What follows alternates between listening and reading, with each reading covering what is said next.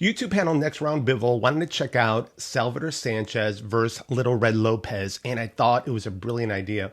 I knew Sanchez had particular patterns he repeated, but I had forgotten how much he built on each. And that's what we're going to explore, how he builds on his cornerstone patterns.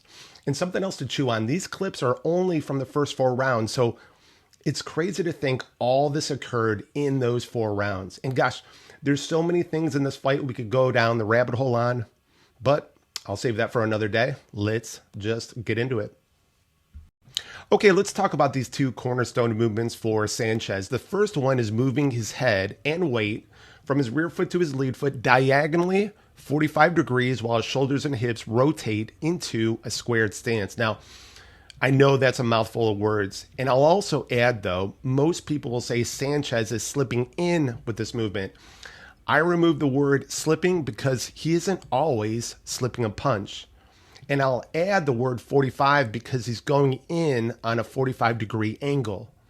And to drive this point home, think about touching your rear shoulder to your lead foot knee. So that's cornerstone movement number 1. So what could he do with that? Well, after going in 45, he could throw his lead hook to the body. Simple enough. And again, this is just the first 4 rounds. Crazy.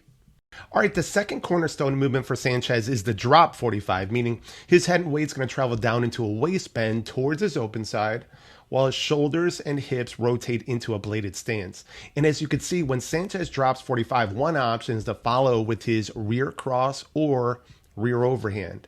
Now, one more small detail about that, when he drops, all of his weight will be towards his rear foot, which allows him to step his lead foot up into the left so that when he follows through with that rear hand, his head will end up on the other side of Lopez.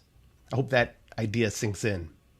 Now let's see how he builds on these ideas. So we'll have an in 45, then we're going to have a drop 45.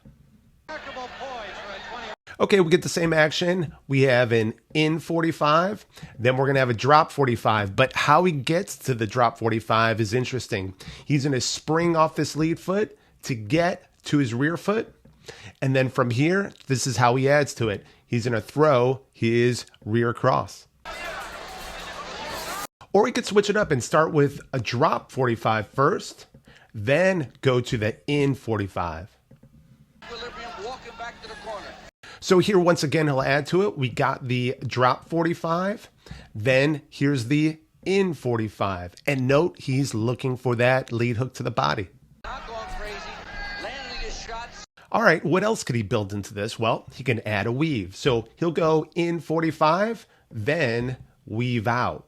Oh, and here's a small detail. Check out how he extends his rear leg. He does that so he could weave further away. That's because your head will travel to where your foot is.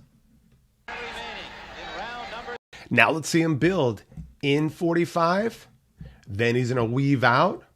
And then here comes the rear cross, lead cross.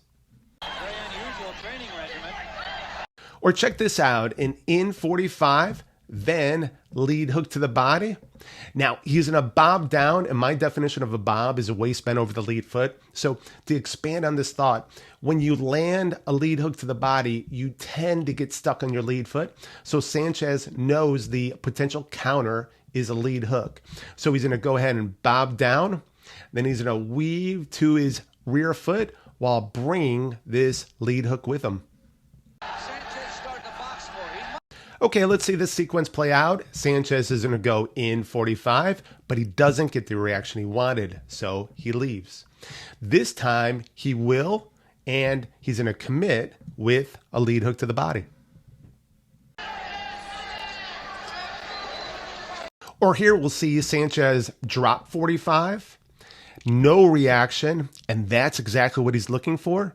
So he drops again, throws that rear overhand.